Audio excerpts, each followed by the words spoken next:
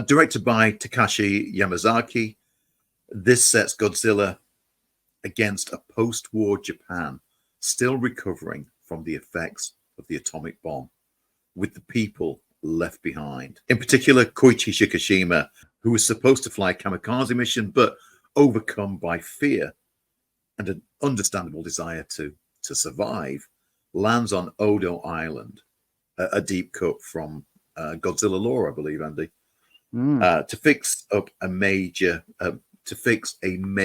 engine failure, but comes face to face with Godzilla, a monster familiar to the locals who attacks and kills nearly everyone on the island.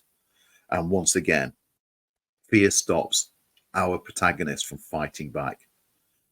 Shikishima returns to Tokyo, burned and destroyed to smithereens by the Allied firebombing, to find his parents dead, his home nothing more than a pile of wood. Nevertheless, he builds a makeshift family of sorts with a young woman who's lost everything, and a baby, Akiko. Everything looks to be working out wonderfully until a now irradiated Godzilla is making his way to Tokyo. Andy, what did you think? This was Godzilla.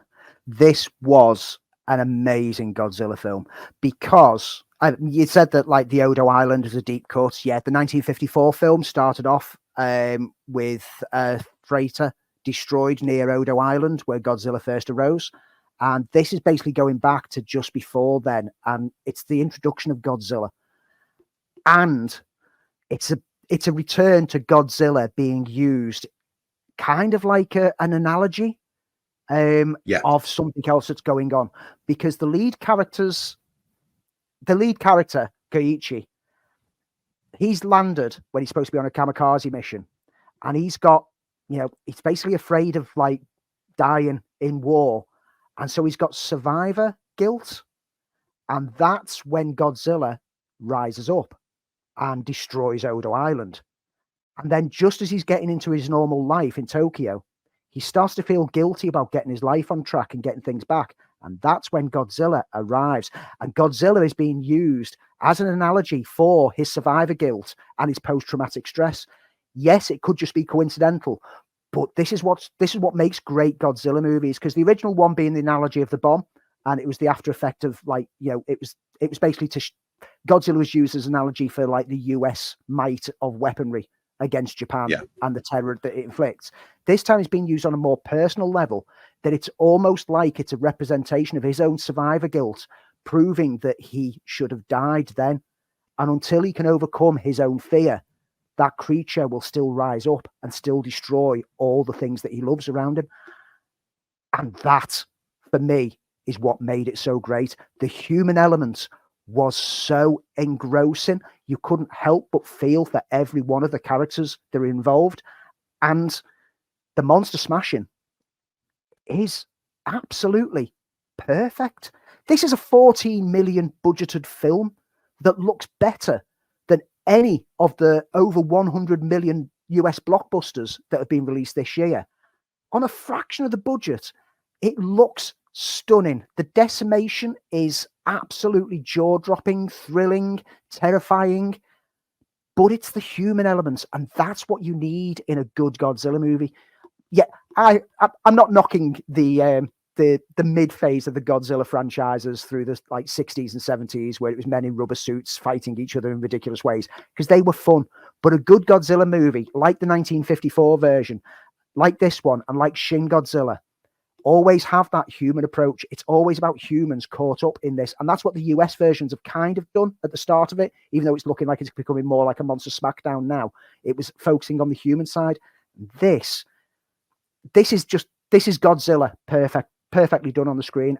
I'm close to thinking that it's possibly going to be my favorite Godzilla movie to date. What's always worked best with Godzilla when it is that analogy of something contextual. So Shin Godzilla said something about modern day Japan and the rigors and problems of institutions and international relations. This tellingly provides private citizens, not the government, pulling together voluntary to pool knowledge and form some kind of an effective way of stopping Godzilla from approaching Tokyo. And I also thought this is not the lovely, cuddly version of Godzilla that we've seen recently. This is a monster that is incomprehensible, motivated purely by hunger, and maybe even a desire for revenge after the Bikini Atoll scene. This is a kind of a legacy version of Godzilla. This is a force of nature that is a destroyer of worlds, which plays into almost Oppenheimer territory with the analogy back to the atomic bomb. It's a stunning film to watch. Like I've already said, the visuals are amazing on such a low budget. You would believe that more money had been spent on this than most of the outings that we've seen on the big screen this year. But the sound mix as well is just perfectly worked out. There's moments where the sound diminishes to almost nothing, and it's a couple of moments, complete silence before, boom, it kicks back in. And it's complemented by a score that more than delivers by Naoki Sato, which I was humming as I was leaving the theatre, because it was just such a great booming score, which also had currents of like emotion and depth on the human scenes. I walked out of this instantly thinking that I've possibly seen one of my favourite films of this year, if not my favourite film of this year. Excellent. So we're both in simpatico on this one. I know that there's a tease at the end of there could be a sequel. The director of it has said that wasn't really intended to be sequel bait that he's put at the end. It was more that he wanted there to always be, finishing a movie with some hint of skepticism as to whether everything's okay. But I would happily sit through another Godzilla film. And given the fact that this film has been more than performing worldwide and raking in money in international territories that it's never seen from a Godzilla franchise from Japan, I think there's a very good chance that we might see a return to this Godzilla. Whether it's going to be with the same characters, I don't know. I think it'd be good to jump ahead a couple of decades and maybe tell another human story with the monster at the backdrop, because that's Godzilla for me. Godzilla is human stories with monster in the backdrops.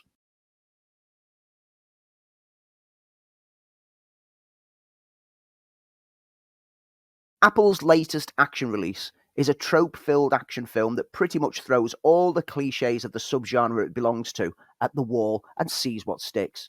Mark Wahlberg plays Dan, a seemingly average guy working in a dead-end job and living a simple life with his family. However, he has a secret past.